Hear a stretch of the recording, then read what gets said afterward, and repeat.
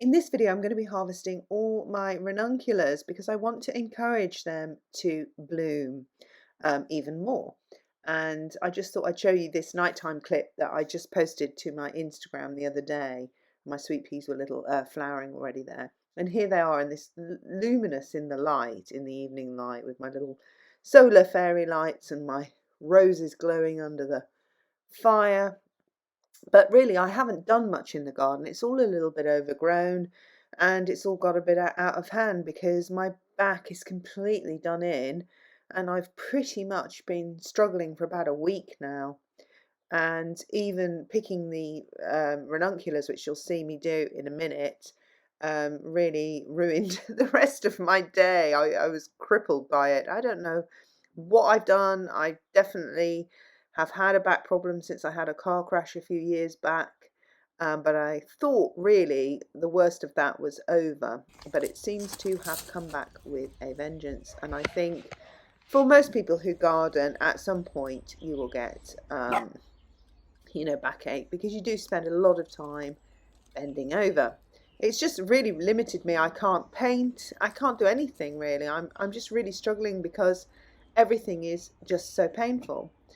Here I am picking them anyway. I had a go at it, and I just want to show you, you can't always pick down as far as you think because there is another bud coming out, and I don't want to obviously lose the bud. The whole point is to generate another bloom. I want all these buds to bloom and not to give up because they've gone to seed. Oh, well, I found these flowers to be absolutely beautiful. I love them so much. I even love the buds. The buds seem to have like a colour and life of their own, so that even when you pick all the flowers after, they still look really cute and cottagey, like there's more promise, there's more to come. They glow in the evening setting sun, so they look beautiful at night.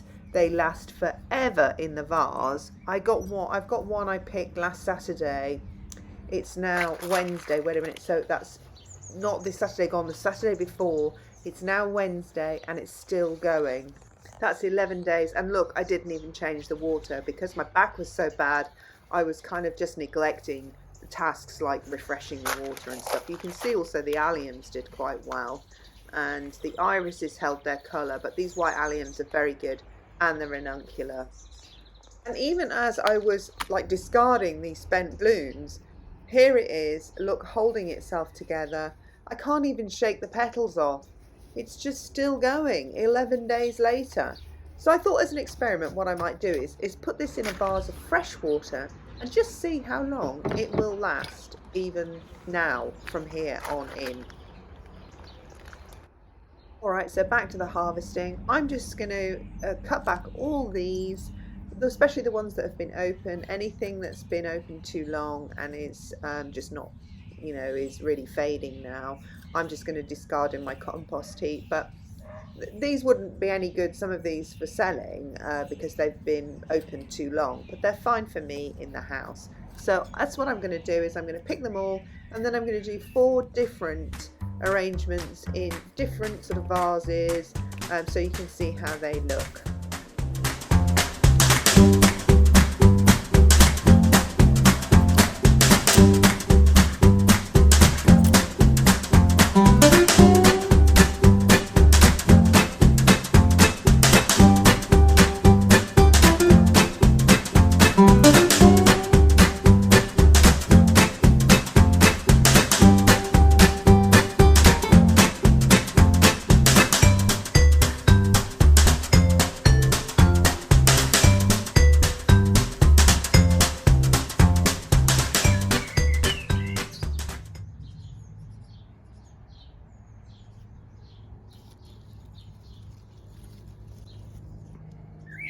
Right, that's it. So it's all done. I really love this yellow one. I mean, I think this is quite classic ranuncular. A lot of these look a little bit like anemones, and some of them look a lot like roses. So they're not all necessarily your classic sort of tightly wound sort of pastry layers. I think of them as sort of little layers of phyllo pastry, especially the yellow one I just showed you. But of course these have been open for a while, that's why they're they're so open. You know, that's why you can see the centre. You can't see the centre straight away. It takes, you know, quite a while of the petals maturing and opening for these sort of big central discs to show. So they look like really nice little cups. So these are well past cut flower selling stage, but they're absolutely fine for me. I'm going to do some displays now and show you how they look. So I've got a variety of vases here which I filled up with nice fresh clean water, and then we'll see how far we get. I'm going to start, I think, with a plain glass one, but I do like these sort of old vintage teapots, and this is my favourite one actually, this little porcelain one here with the holes in. But it's actually quite hard to make an arrangement with because obviously the holes are already formatted. Yeah, so we'll see how we get on. I think I'm going to start with this just classic glass vase here. I'm going to speed these up. I'm not going to do them all in real time, but I did these are this foliage here is columbine, so it's from the Aquilegia, the granny's bonnet. After it's sort of past its flowering, I decided to use the foliage. It's really sweet, and I wanted this first one to be just a really nice and airy casual display, so I'm not going to really put too much thought into it, and this is going to be it, this columbine foliage, that's it, and then flowers.